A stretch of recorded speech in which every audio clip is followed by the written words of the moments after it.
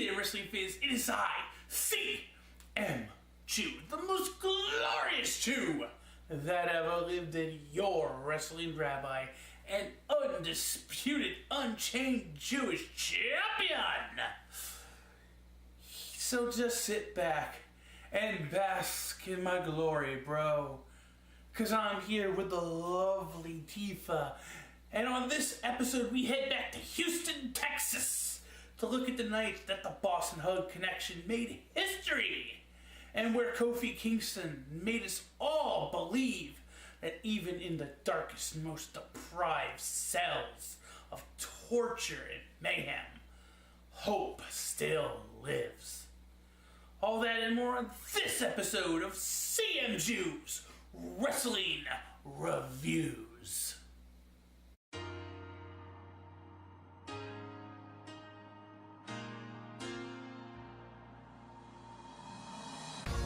I have proved to everybody in the world that I am the best on this microphone, in that ring, even at commentary. Nobody can touch me.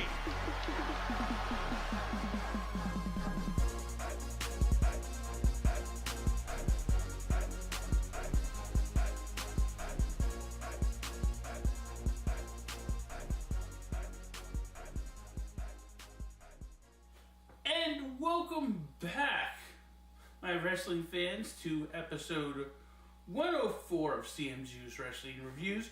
Now, of course, some of you, depending on when you see this video, if you see it the week of its release, might be asking the same questions. What happened to episode 102 and 103?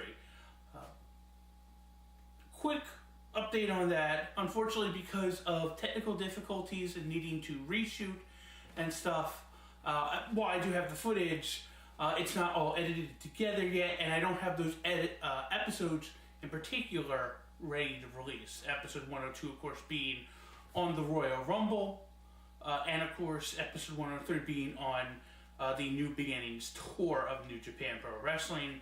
And of course, depending on, pretty much I'm going to be releasing episode 101, which is on NXT TakeOver Phoenix, alongside this episode in particular. I will have those episodes by the end of the week of this episode release, so for all you future people, you really won't know the difference other than why is episode 104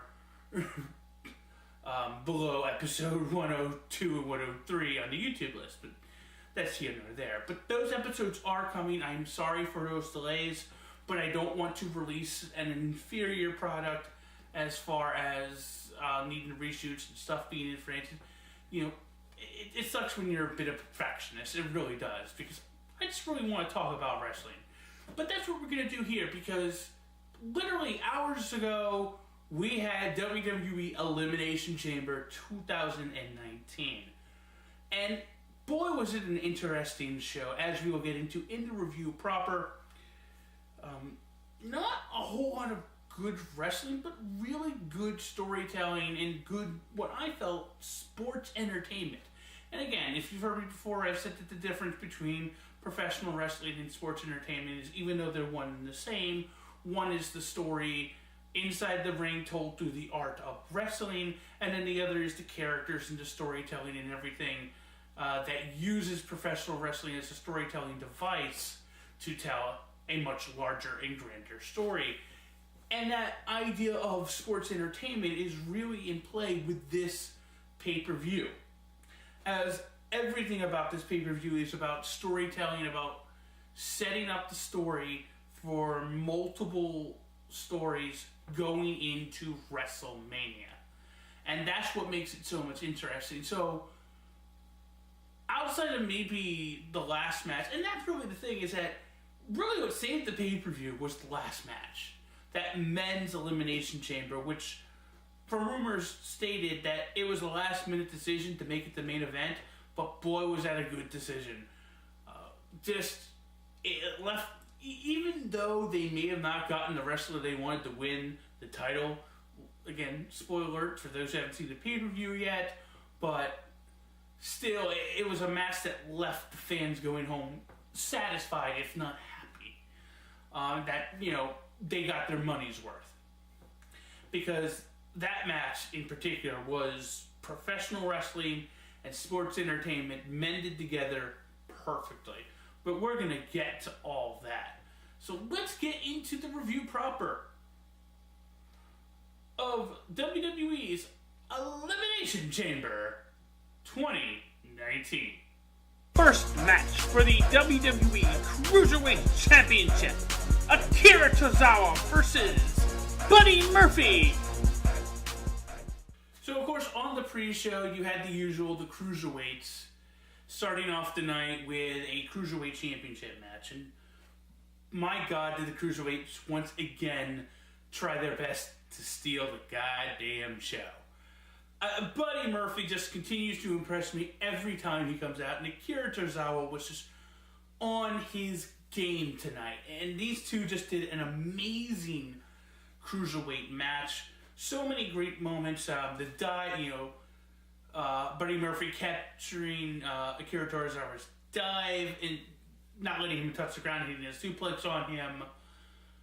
The amazing spot that I don't think I've ever seen, to where they're on the top rope and Buddy Murphy counters something that Tozawa does and tries to do a pop-up into a power bomb off the top rope.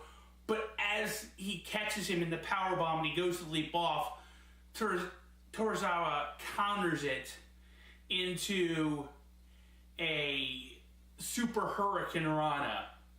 And that was amazing, and a great near fall as well. The senton the super senton, by Tozawa onto Murphy when he's basically laying on the second rope. All were great spots, and I loved sort of the finish, to where they're building to the finish. Murphy is continuing trying to hit Murphy's Law, can't, and Tozawa counters into the octopus hold, but then Murphy powers out and finally hits Murphy's Law for the win. The entire match is built towards that finish of Tozawa's speed versus Murphy's power, and there was a great contrast throughout the match on that speed versus power, even though they did a whole split, because of course it was the pre-show, they did a split screen, so they're trying to get a word with Kofi, but instead got a word with Xavier and Big E, and Big E, please never change. We love you for what you are. Perverted bastard. That's what you are, and we love you for it. But, even that didn't ruin the fact that this was just absolutely fantastic match, and it was a great way to kick off the show proper. And of course, still your Cruiserweight champion, Buddy Murphy. But yeah, another great showing by the Cruiserweights on the pre-show. Let's move on to the main show proper, and the first proper match of the night.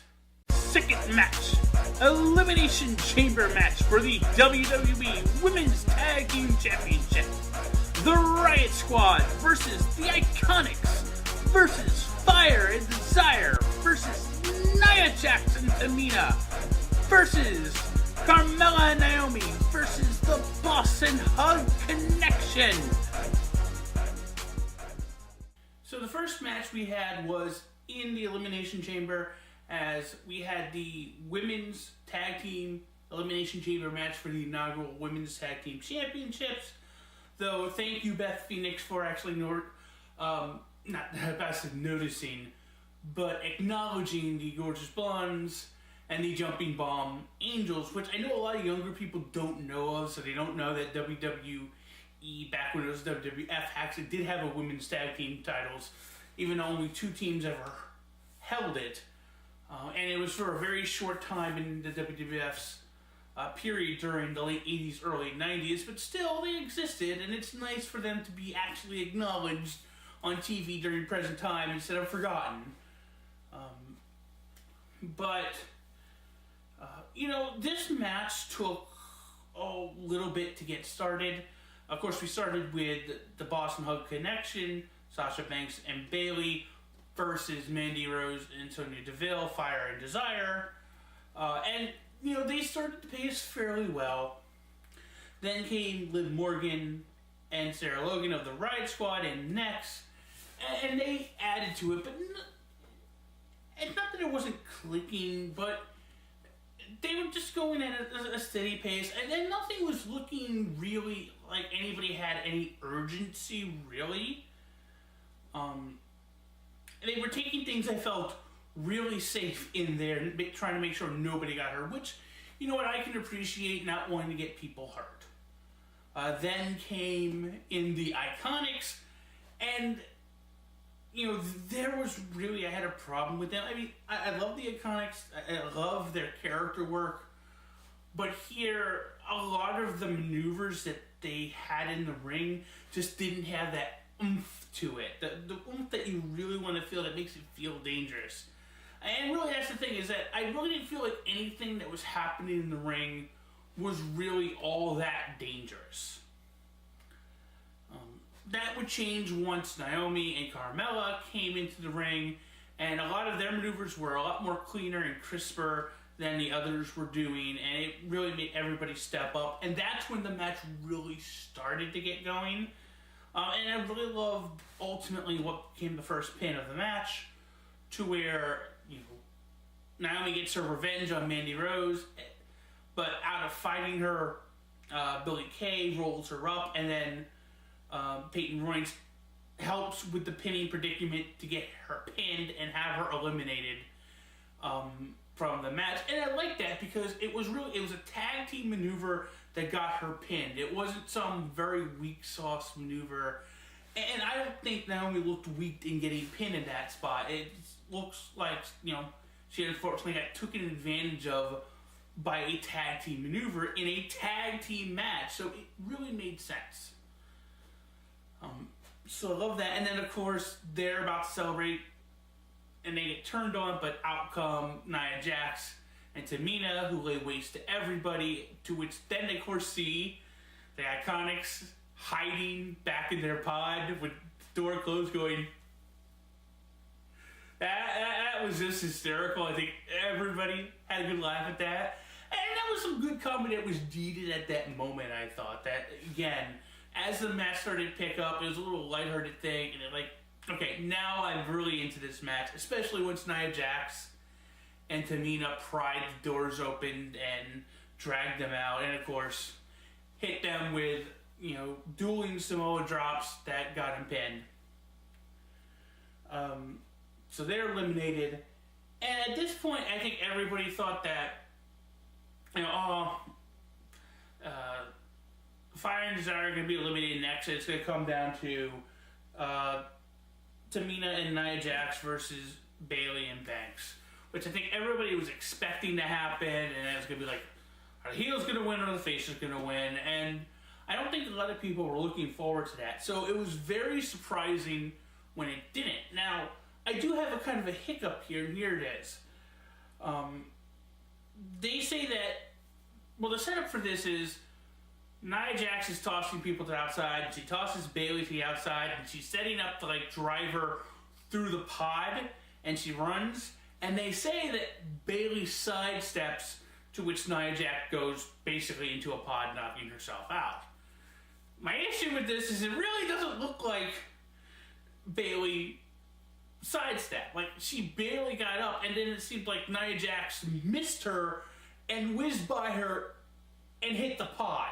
And it almost looked like she wasn't even aiming for Bayley. I mean, literally when it happened, and I saw how it happened, I channeled my inner Eddie Murphy and went, "You missed? How could you miss? She was 3 feet in front of you!"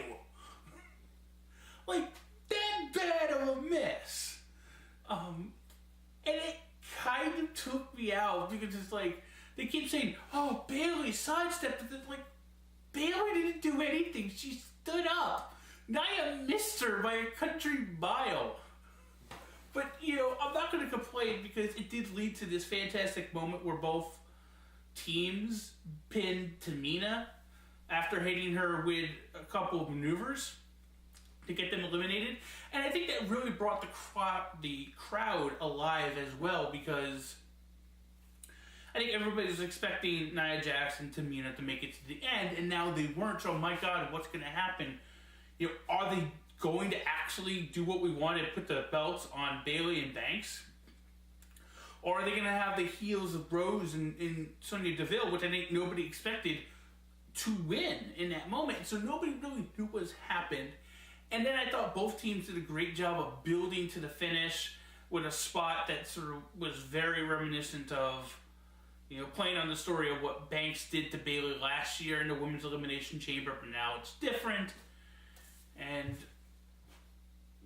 leading to, you think that people were going to get thrown off the pod, and so you were paying attention to see if that happened.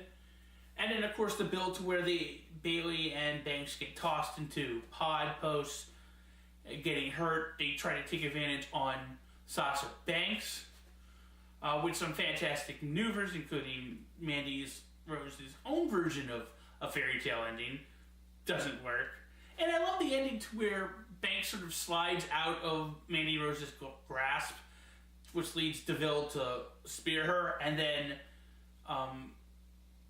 floating Sonya Deville over into and having to do an alternate, unique version of the bank lock, using her leg instead of her arm to get the submission victory. I love that, and it's a great play on the fact that Banks had to do it on her own while Bayley was out cold, which, especially considering that all through the build-up, Bayley has been the one having to carry the weight. So I love that to it. Overall, I thought it was a good match, but it had its issues. It was very slow getting started, and once it got started and the crowd got into it, which was I think around the time Carmella and Naomi came in, then it started getting good. But it had a lot of hiccups and sort of very obviously misses throughout the match. But I don't think it hurt it. It was still a good match. It's still a good match to crown new women's tag team champions in the Boston Hug Connection, Sasha Banks and Bayley. So good match, but it has its issues. With that, let's get on to the match that had to follow the Elimination Chamber. Let's move on to the Tag Team Championship. Third match for the WWE SmackDown Tag Team Championship. The Usos versus The Miz and Shane McMahon. Whew, I gotta laugh at this match. And I gotta explain that laughter. Now, I'm sure all of you know the news that, on Thursday or Wednesday, Jey Uso was arrested in Detroit for obstruction and I can't remember what was the other technical term, but basically because he was drunk, and I guess as Naomi was driving him home or to the hotel or whatever, he got out the car when she was pulled over, made a scene, and squared off with the police. So I was recently on an episode of the WrestleCast with my good friend Matty J, and where I was filling in for my friend TWK, and we were talking about the fact that Jimmy Uso had last year, or basically a year ago, before I can't remember if it was Elimination Chamber or Fastlane, but before they had a tag team match where they were the challengers, he got arrested, and then they ended up winning it, and the whole time I was like, oh, they're going to do it again, we jokingly said, to which I said, especially it's not going to happen when they're facing Shane McMahon, and they're really building that tag team up. Boy, was I wrong, because apparently the Uso way of winning the championship is first commit a crime, particularly a minor one like a DWI, and then sit back and reap the rewards from WWE. Because apparently the Uso penitentiary is real, folks. I laugh at that, but it's like, you had this feeling, you really did have this feeling, and it's just like, wow. And it started when Miz came out and just being a complete uber baby face. Let's give a hand to Sasha and Bayley, and I'm dedicating this to my father, my daughter, and my lovely wife. And of course her music hits, it's like, okay, what's she doing here? And then he started saying, like, remember I promised you all that if we had any major announcements, we'd share it right here in front of you. To which I said, okay, she's pregnant. Like, it's the only thing that makes sense. Because the only other announcement you could possibly make in that statement would be, we're getting married, and you're already married. So, the only possible one is, she's pregnant again. You horny dog, you Miz. And sure enough, Maurice announced she's pregnant again, which, congratulations, mazel tov. That made me really suspicious that the Usos are going to be walking out of here with those titles, aren't they? And I'm like, but it can't possibly happen after Jay got arrested for disorderly conduct and obstruction. It can't possibly happen. And the match itself, and I know I'm talking about all this stuff, the match itself was okay. The Usos are just silky smooth in the ring, so they were good.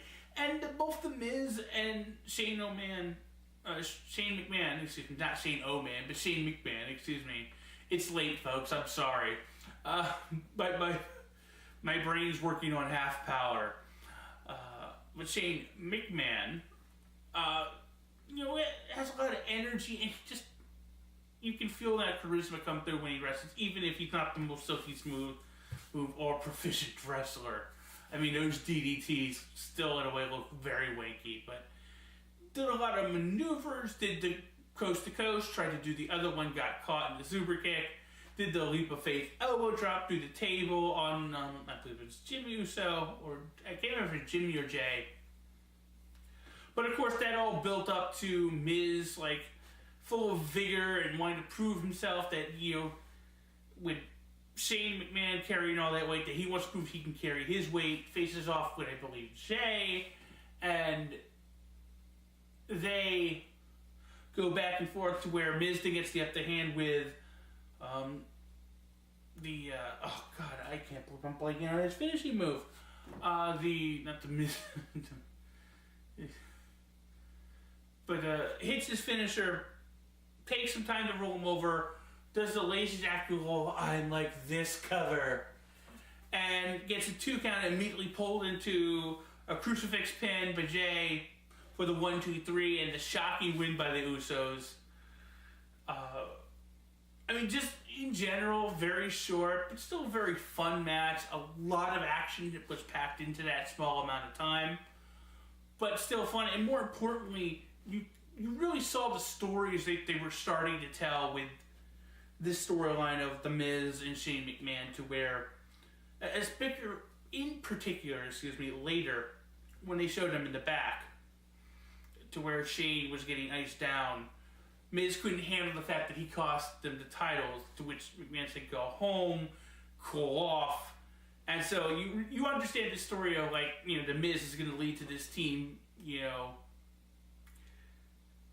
being disbanded, and the storyline building up to probably a Miz versus Shane McMahon fight at WrestleMania. And you know what? I am enjoying it, and I'm willing to go along for the ride. So, overall, is it a 5-star classic? No, but it's a passable, if not good, wrestling match that I really enjoyed. And again, your new 6-time WWE Tag Team Champions of SmackDown Live, the Usos. I thought, again, like I said, fairly good match. Not great, but good and passable, and very entertaining. So, and that's the important part. So, good, entertaining match, and glad to see the Usos are now Tag Team Champions once again. Again, folks, I told you it's late. I'm like running off half power, and I'm very interested to see where the Miz Shane McMahon story goes. Let's move on to the third match of the night, the Intercontinental Championship. Fourth match, handicap match for the WWE Intercontinental Championship. Finn Balor versus Bobby Lashley and Lio Rush. So So our third match was, of course, for the Intercontinental Championship. A handicap match where Bobby Lashley was defending it alongside his hype man, Lio Rush, versus Finn Balor. And again, this is another short match, but still, once again, a fun and entertaining match that had a lot of psychological elements to it, to where, you know, while Bobby Lashley had more of the power game against Finn Balor, Lio Rush was more of, and again, they set this up with an interview of like planting the seed of Lio Rush being not an obstacle, but you know, something for Finn Balor to take advantage of, being that he was probably more apt to face Lio Rush. Not that he can't defeat a Bobby Lashley, but that Lio Rush was a liability in that he could get cornered and then get beat by Finn Balor, and you know, Bobby Lashley not being involved in the decision. And so they set that seed up. I thought that was, I really actually liked that they set that seed up, and I loved how they performed that seed and grew that seed in the match, where Lashley and Rush have the upper hand in the beginning of the match, but then it all turns around where, you know, Finn Balor traps Lio Rush in the corner opposite his partner. And then they do the whole, can he get the tag, can he get the tag? No. And then just quickly build into a finish to where, you know, he puts Rush down, knocks Lashley off the apron, throws Rush out of the ring, does a quick dive, quickly throws Lio Rush back into the ring, hits the shotgun drop kick, and then followed quickly by the coup de grace for the win. And I really enjoyed it. You add to the rest of the match, which was fun and enjoyable, if not very, very short. But still, if the end result of that was Finn Balor winning the Intercontinental Championship in a very smart way, you know, more power to them, and I love the fact that they did it. Like I said, overall good match, but really this is more about the storytelling, and of course, really building Bobby Lashley's heel as a heel by himself by having him beat up and destroy Lio Rush after the match for costing him the title. Really building that heel heat of making you want to hate him. So all of that, just again, great storytelling. And again, the match was serviceable, it was entertaining, it was fun. And the most important part is that we could celebrate Finn Balor finally having a WWE Championship other than the NXT title. So, speaking of matches that were extremely short and really all about the storytelling, let's move on to match 3 and the Raw Women's Championship. Fifth match for the WWE Raw Women's Championship. Ruby Riott versus Ronda Rousey. You know, in one hand, I feel bad for Ruby Riott because she is a tremendous wrestler, and you hate that she's in this spot, but at the same time, there really couldn't be anybody else. The only people who could have been in this spot was Natalya and Tamina, and Tamina was already busy for the night, and they weren't going to do that to Natalya, who is right now a face and a good friend of Ronda Rousey. So it's like the only plausible choice, unfortunately, was Ruby Riott. And my hope is that by doing this job, and let's be honest, Ruby Riott did a job tonight, you know, it will give her good standing with the company for later on in her career, with the WWE at least. So, yeah, Ruby Riott, well, first of all, Charlotte comes down, has an interview with Charlie Caruso, to which she is an absolute heel, and it's just digging into the crowd, and they are just giving her all of the heat. So great job by Charlotte Flair on that point. Then, of course, Ruby Riott comes down, and she's waiting on Ronda. And, of course, Ronda comes down, and major props, by the way, to Ronda Rousey as dressing up as Sonya Blade, who she's doing the voice for in the next Mortal Kombat game Mortal Kombat 11. And yeah, they had a match, and you think it's like, well, they're going to have a slow, technical match, maybe somewhat like what she had with Sasha at the Royal Rumble. No, catches her, arm drag, puts her in a couple Piper pits, grabs hold of the arm, and makes Ruby Riott submit. And at first I didn't like it. I'm like, really, did that just happen? But as I thought more about it, I thought about how smart it was. Ronda Rousey right now is absolutely pissed off because of what Vince McMahon did.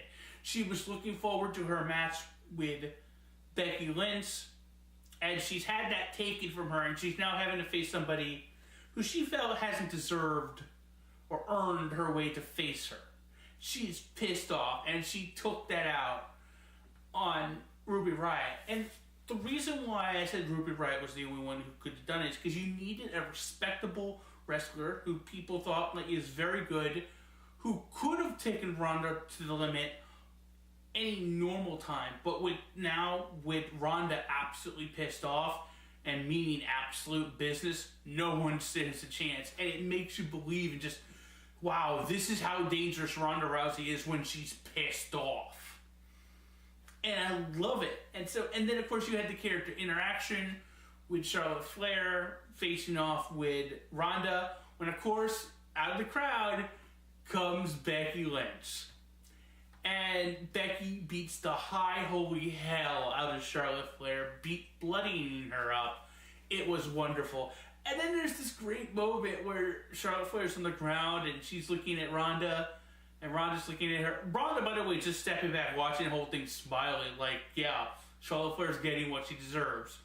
Becky says, you want in on this? She knows, yeah. And Ronda Rousey stupidly trusts Becky, takes the crutch, and as she turns her back to Becky, Becky with the other crutch beats the high holy hell out of Ronda. And the thing I like is that Ronda, while being beaten up, is trying to block and use the crutch, the block and everything, but still gets the crap beat out of her. To the point where she is blood. There's a spot after Becky leaves that they show Ronda Rousey, and like she is bleeding off the top of her head. It's like, at the same time looking extremely pissed off. And the thing I like about this, I thought this was smart, because here's what they're more than likely going to show to happen. Yes, Becky is suspended. Charlotte, though, doesn't want Becky to come back, so she's not going to, at least right now, want Becky Lynch spent. But Becky, I told you my mind was running on half hour tonight. She's not going to want Becky Lynch's suspension lifted until after she wins the title. But Ronda's pissed off. And Ronda wants Becky Lynch's hide. And she's willing to do anything, including possibly walking away if Vince doesn't unsuspend her and put her into the match. Which he'll probably do, which will lead him to probably making a match between Becky and Charlotte at Fastlane, where if Charlotte wins, she gets added as a triple threat, which will probably lead to that. But again, I've also stated that whether we get a one-on-one match with Becky Lynch versus Ronda, or we get a triple threat with Charlotte added, neither are bad options, and both will be amazing matches, especially if they're meant to main event the entire WrestleMania at the very end of the show. And everybody will be excited for it. So, I love all the storytelling that was happening here. I love the storytelling with Charlotte, the storytelling with Ronda, and with Becky. I wish there was somebody else to be the sacrificial lamb other than Ruby Riott, but I hope her showing that she's a team player here helps her later on down the road, because she did a wonderful job here of making Ronda look like the true beast of WWE.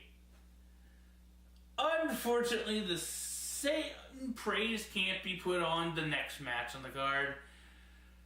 Well, let's get to the bathroom break. Let's get to our next match. Sixth match, a no disqualification match. Baron Corbin versus Braun Strowman. Strowman!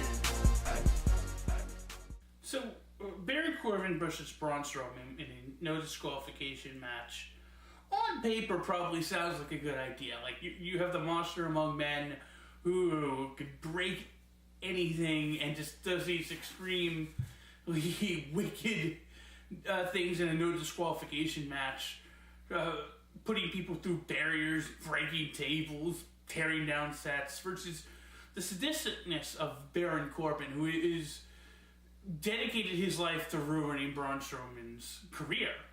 On paper, that sounds good, but it's very unfortunate that I think when people talk about particularly Raw's bad booking and bad characterization, these two characters come to mind. And it's led to people really not caring about their characters. And at the end of the day, people thought this was going to be nothing but as they call it, a piss break. And it felt like a piss break. And mind you, I say that under the standpoint of, unfortunately these types of matches are needed because there needed to be a match for people to go away so they could cool down, so they could get their energy back for the final match. And that's what this match was. That being said, it certainly could have still tried to be something more and tried to okay, we've been put in an impossible spot, we've been given 10 minutes, let's just go all out, go wild. So, instead, and again, I don't know if this was a decision backstage or if the wrestlers decided, we're not going to go all out, but they didn't. And that seemed to be the central problem here. I wrap my brain to, I don't like this match. Why doesn't this match not work? And ultimately, it's because it's a no disqualification match, and yet, for a no disqualification match, it seems tame. And again, there could be multiple reasons why. I just don't know why. All I know is that what's given to me in the form of a no disqualification match, should be wowing me and making me go, oh my god, and I'm not getting that. And they were given ample enough time. Both Baron Corbin and Braun Strowman were given ample enough time to do something crazy with the 10 minutes they were given. And I understand they also had to wrap in, I guess, Baron Corbin getting Bobby Lashley and Drew McIntyre to come down and help him. But still, it's just... you could have still, for the time in between it, 5 minutes to run around and have fun? And they just did nothing. And yes, that's on booking, but that's also on the wrestlers. It's also energy. It's everybody involved is to blame. People, the way they're setting up the match, and if they're making the decision to not be that severe, that's on them when it's a no disqualification match. But the wrestlers also have to be out there and saying, what can I do to make this exciting? I know this is supposed to be a breathe-down match, but I can still make it exciting, and so that maybe people, when they come back and watch it, can have fun watching this match. Energy wasn't there, story wasn't there. You add in the fact that, unfortunately, these are characters that people don't care about right now. It just led to a very weird and not good match, and by far the worst match of the night. Nothing about the match was really satisfying to me. And again, that's not on the ending. Ending, I understand. To me, it makes sense. Baron Corbin as a master manipulator, pair him up with maybe Bobby Lashley and Drew McIntyre, who have their own plans. They're all dastardly villains, and they can be good villain foils for babyfaces on Monday Night Raw. That being said, the problem here isn't that. For me, the problem is that before you even get there, the match felt dead in the water because it felt like no one was trying, with the exception of maybe Baron Corbin. But also, that also has a lot to do with the, let's call it what it is. It's an Extreme Rules match, basically, and there's nothing extreme about You have all these options to use toys, and they're used very sparingly through the match. And so it just makes the match boring. You know, and then this goes for any match in which the rules are thrown out the window and you can use weapons. Understand this. If you use weapons sparingly in a match where you're allowed to use weapons, it makes the match boring. It's sad because I think both of these wrestlers are better. I think they could do better, and particularly Braun. And I feel bad because there are times where Braun Strowman looks like $1 million, and I'm like, I see why people are so high on him, and I think, yeah, he could be possibly a main event player. But then he has off nights like tonight, where it's like, ooh, you can really see how maybe, I don't want to say he's green, because he's been here for a couple years, but the lack of, I think, of experience really hurts him sometimes. At least that's what it feels like. Or maybe a lack of taking a chance sometimes. For whatever reason from that matter, that he just doesn't take a chance. It felt like he could have taken a chance here, and he didn't. And as it followed, the match didn't have that sort of edge to it, that severity to, it basically having no disqualification, and it felt very tame. And to me, that hurt the match. So by far the worst match of the night. But I guess in that nature, it did its job of being a breathe down for the crowd and allowing them to, get their energy back for the main event, because boy, did they need it for that main event. And speaking of which, let's get into the final match of the night. 7th match, an Elimination Chamber match for the WWE Championship. AJ Styles versus Jeff Hardy versus Randy Orton versus Samoa Joe versus Kofi Kingston versus Daniel Bryan. The thing that really saves this pay-per-view as a whole is this main event. Because this is what a main event of a pay-per-view, in particular a WWE pay-per-view, should be. And my God, did these 6 competitors put on one hell of a main event. And I know we're going to focus a lot on the final 2, but before I go any further, I just want to give everybody involved in this main event a round of applause, because bravo. That is what an Elimination Chamber should be, and that, especially in a modern era where it can't be as bloody and maybe can't be as severe, sort of the risks they take in certain aspects and the drama that fill it, that makes it a great modern Elimination Chamber match. And definitely this will go down as one of the best Elimination Chambers of all time in my mind, because it's that damn good, and you have to give it up to the main roster. This deserves consideration for match of the year. I don't know if by the end of the year it's going to still have that consideration, because we already have a fair number of good match of the year candidates. Becky versus Asuka, Gargano versus Ricochet, Tanahashi versus Omega, and we still got WrestleMania and tons of wrestling events to go.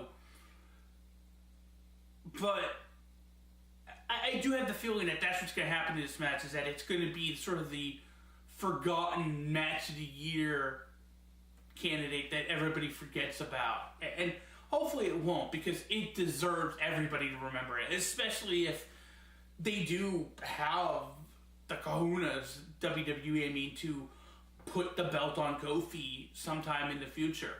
This is going to be pointed to as part of that storyline, and it's an important part of that. But let's get into the match proper. We start off with Samoa Joe and Daniel Bryan starting off the match after Daniel Bryan runs a promo before the match decrying the fact that he's a martyr and he's being forced to start the match, which I thought was great heel work by Daniel Bryan.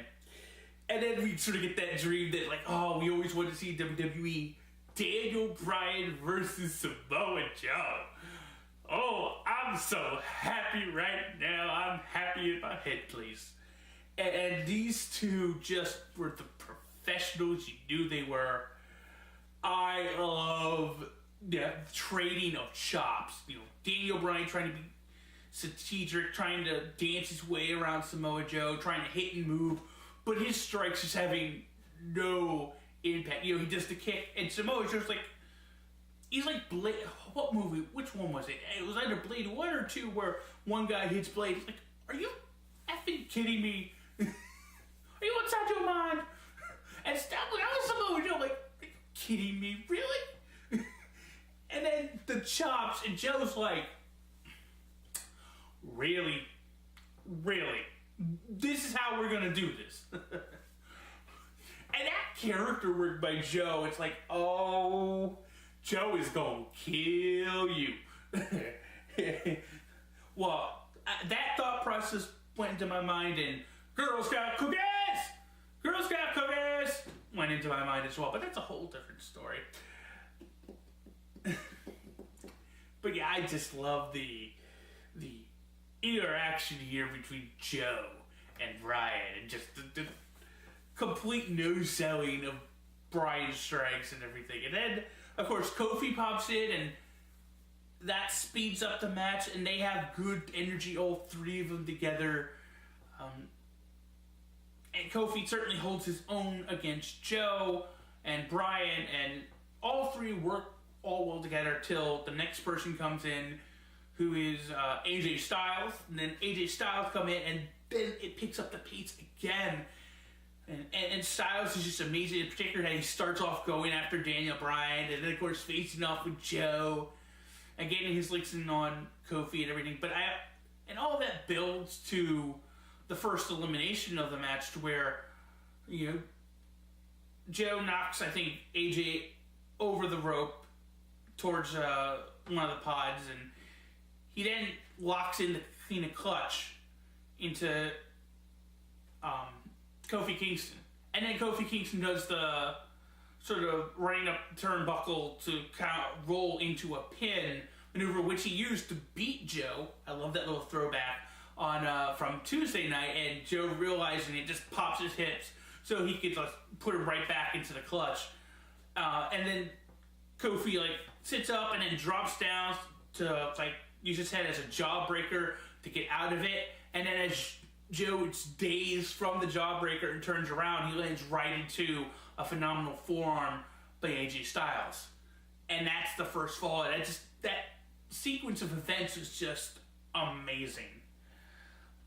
Of course, next in to come out was the Enigma, Jeff Hardy, and he came in like a house of fire, particularly went after AJ Styles. And while we didn't see it set up, because it was focused on Kofi and Daniel Bryan facing each other, which I love, because you didn't see it get set up. But all of a sudden you see Jeff Hardy on top of the pod. And there's AJ lying, not sitting on the turnbuckle, but he's lying across to where the turnbuckle is. So he's lying on the corner, kind of like how Shinsuke Nakamura will put somebody on the turnbuckle and then goes back and hits them with a running knee as they're lying on the turnbuckle. And I've never seen this done, but Jeff Hardy does a swanton bomb from the top of the pod onto AJ Styles' back. And that by itself would be an amazing. But just such great planning here that they have it set up to where right before he does that, Daniel Bryan had gotten the better of Kofi and laid him out and had gotten back into the ring. So when Jeff Hardy hit the swanton bomb and landed in the ring and got up, Daniel Bryan immediately hit him with a Bunsaki knee and eliminates Jeff Hardy. And that was amazing. And of course, soon after that, Randy Orton, who had won the right to be the last competitor in, comes in, and this was a night where he was on his A game. He wanted to show how good he was, and it was awesome. And of course, all four competitors are right here. Randy Orton looked like an absolute beast at that moment. in particular when he counters AJ Styles' phenomenal forearm with an RKO to eliminate him. And I love the fact that it wasn't this, flying in the air, what you expect to be an RKO out of nowhere. This was, AJ didn't know where Randy was, and Randy immediately comes to the ropes, blocks the phenomenal forearm by catching him in the crevasse, looks at him like, sucks to be you. And again, it's like this moment also to where you can see that AJ realized there was nothing he could do to get out of it, and then hits the RKO. And sort of that visceralness in that aspect of that RKO. So they added more I love. That was great storytelling there as well. The next elimination would happen when Kofi would surprise Randy Orton with a Trouble in Paradise and get the win. And then, of course, that made the crowd go wild. And then Kofi and Daniel Bryan, for I think a good 10 minutes, had an amazing dramatic match to where, like, when I really knew that they had the emotion of the fans who wanted the belt on Kofi, but also felt like, we know Daniel Bryan's going to win, and we still do like Daniel Bryan, but we want the belt on Kofi. And by the end of it, people didn't care if they knew what the story was going on, or if they knew what was happening, or that, logically, you should keep the belt on Bryan, whatever people are thinking. All they knew is they love Kofi Kingston, they know about his 11-year career, and they want the belt on Kofi now. And people were just itching for Kofi to win the belt. And all the kicking out of the Bunsaki knee was amazing. The kicking out of Trouble in Paradise by Daniel Bryan, awesome. The surviving of the LaBelle lock and getting to the ropes by Kofi was just a great dramatic moment. And then, of course, the finale to where they get up to the pod and Kofi takes one risk too many, misses the splash, and then as he gets up, gets hit with the Bunsaki knee one more time, and Daniel Bryan wins. It was a great way to end the night. And you felt like Daniel Bryan earned his victory, even though he's doing great heel work and you hate him for depriving us of Kofi winning the championship. So he's going to work with that heel heat. I can't see what happens on SmackDown for that matter. And really, that's what makes the entire match work, is that every moment in this match had a storytelling element to it that worked. There were callbacks to the Tuesday Night Gauntlet match, along with past feuds that had happened over the past year, in particular with AJ, with Samoa Joe, and Daniel Bryan. Great character work by everybody involved, from Jeff Hardy's recklessness to do a fantastic move that ultimately cost him, to Randy Orton's, I'm trying to think of the word, not viciousness, but strategicness, to where he's always puts himself in the right place at the right time to counter whatever moves that's coming to him. To Kofi's heart and determination, Daniel Bryan's viciousness, Samoa Joe just like being an absolute god and saying, "Get off me." As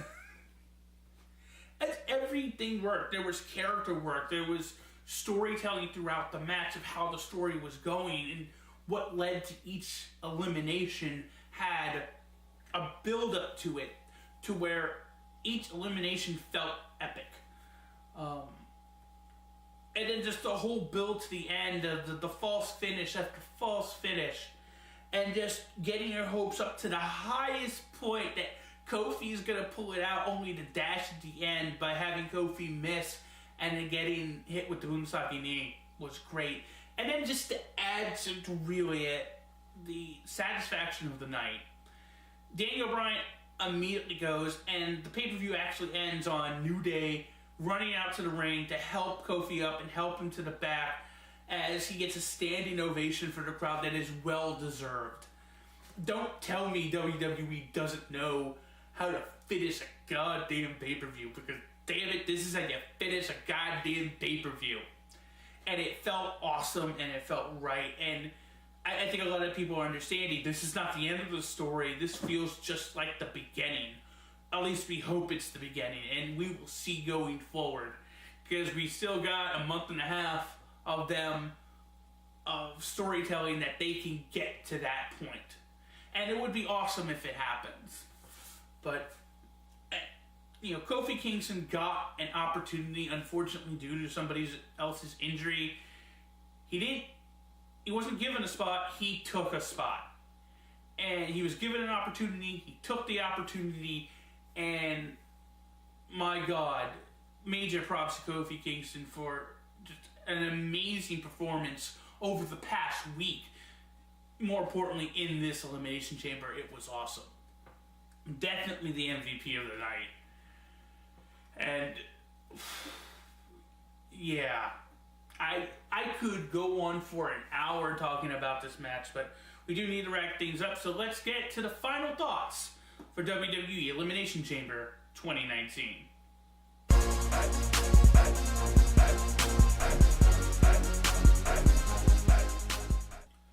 So going into final thoughts for WWE Elimination Chamber, there are many moments I could have chosen. The Usos winning a 6th title reign for the tag team titles. Finn Balor winning the Intercontinental title, his first title on the main roster. Really, truly, at least so far, because the first title he did win, he had to give it up the next night. Any one of Shane's fantastical maneuvers, the awesome counter of the powerbomb off the top rope by Akira Tozawa on Buddy Murphy into a Hurricane Rana. So many spots. Ronda Rousey cosplaying as Sonya Blade, that was awesome. The man coming out and beating up Charlotte Flair, and Ronda almost made it, but these three definitely were ones that made it. At number 3, that death-defying Swanton Bomb off the pod onto AJ Styles, and what really put it over the top was it wasn't from the pod to all the way to the mat. That it was AJ Styles was laying on that turnbuckle corner, and he hit it there. And that was some smaller, more compact window to hit it, and he did it. And then the fact, of course, that thing goes right into him getting hit by the Bunzaki knee to get eliminated. Oh, that was just an amazing sequence that I could watch again and again and again. So that's number 3. Number 2 would be a crime if this wasn't on there, but Sasha and Bayley winning the first ever women's tag team championships. Yes, I know, like I said before, you had the women's tag team championship in WWF years before, but this is an inaugural championship, even if it is being really brought back, and being those first champions in an Elimination Chamber match coming out of that was just epic. So they deserve all the credit in the world for really making that match more interesting towards the end as well. So them winning the championship by moment number 2. And of course, number 1 is that standing ovation for Kofi Kingston. That was well deserved, because that match was fantastic, and just it was this real feel-good moment to where you felt like everybody was able to really let a wrestler know just how much they appreciate what he's done, and it really felt good.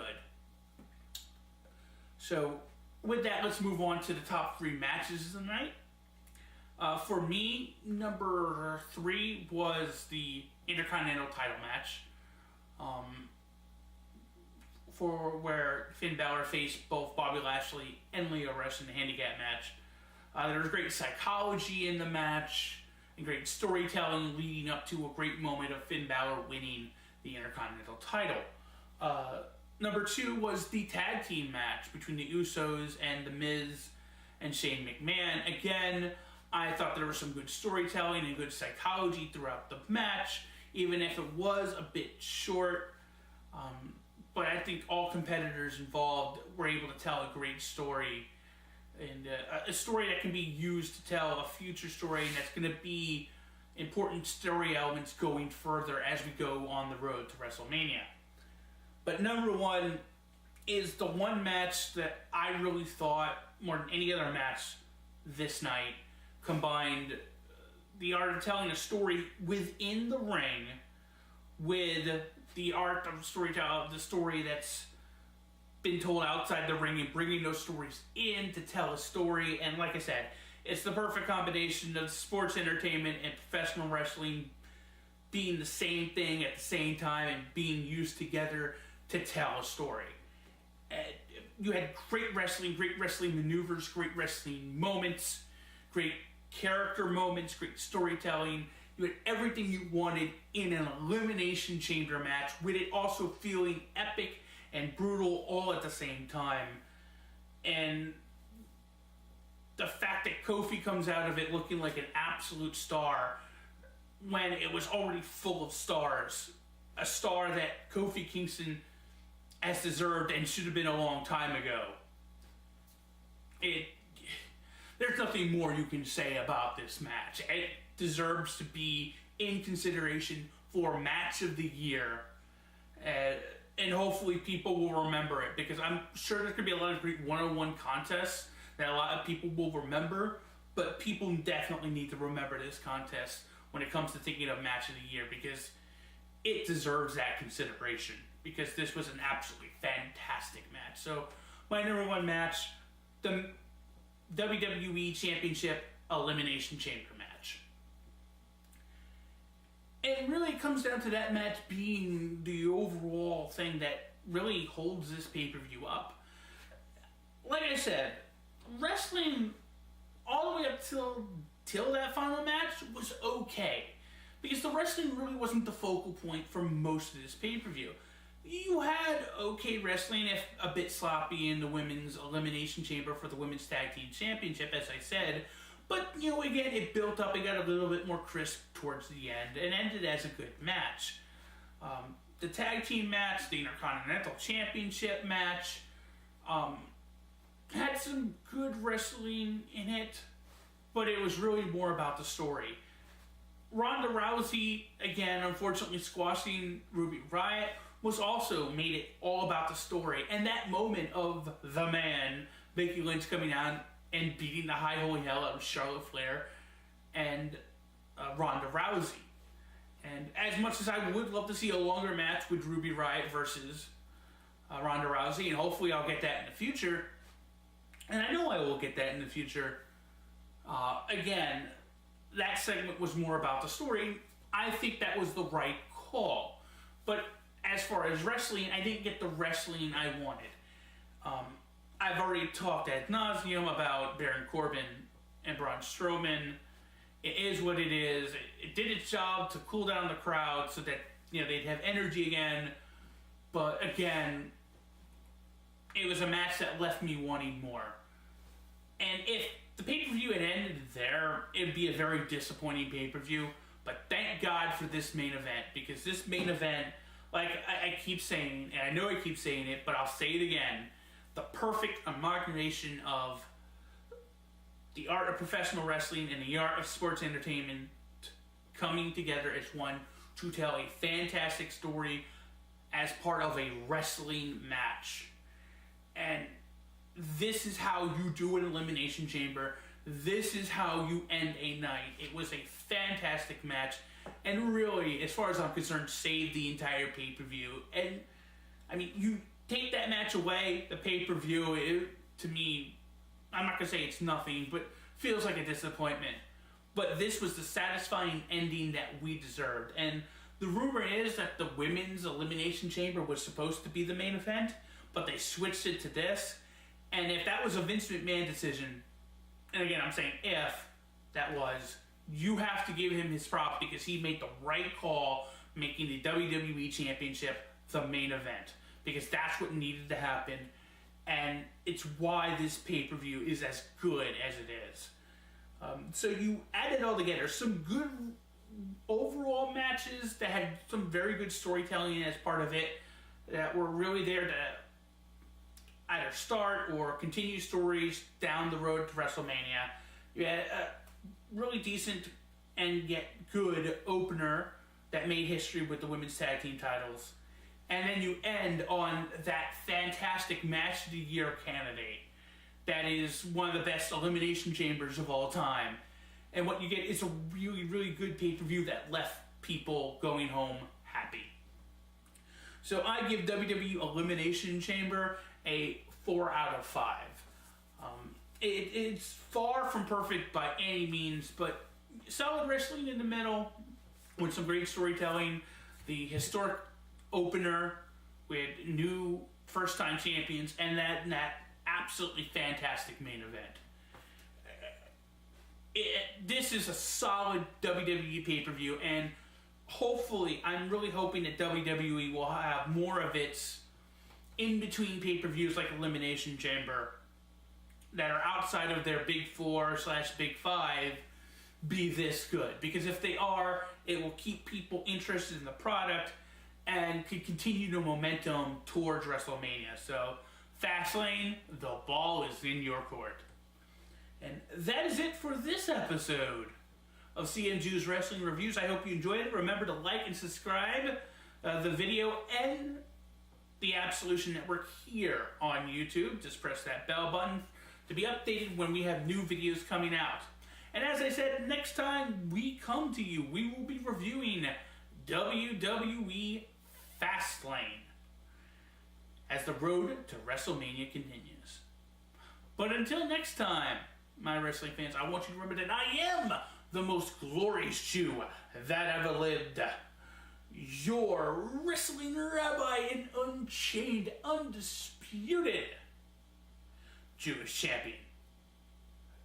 So, just sit back and bask in my glory.